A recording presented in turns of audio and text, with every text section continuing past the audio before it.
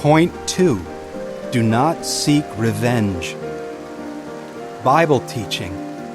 Return evil for evil to no one. If possible, as far as it depends on you, be peaceable with all men. Do not avenge yourselves, for it is written, "Vengeance is mine, I will repay," says Jehovah.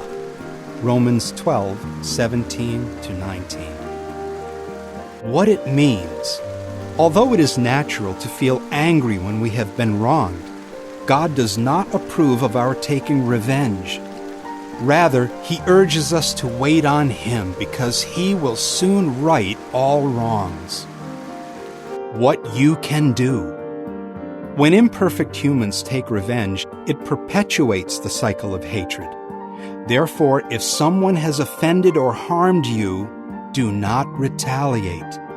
Try to respond peacefully and with restraint. In some cases, it may be less painful to let the matter go. Of course, if there is some clear advantage, you may choose to address the problem.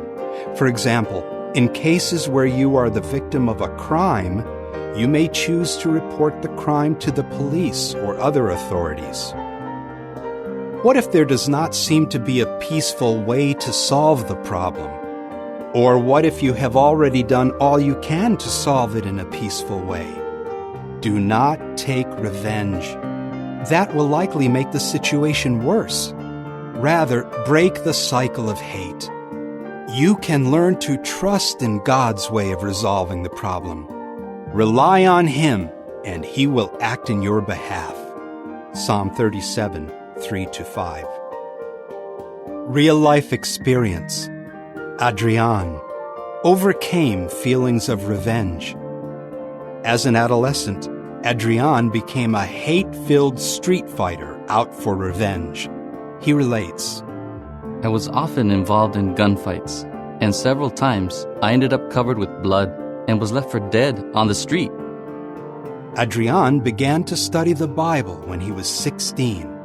He adds, As I progressed in my Bible study, I saw the need to make changes in my personality. He needed to let go of hatred and stop resorting to violence. He especially appreciated what he learned from Romans 12:17-19 about not taking revenge.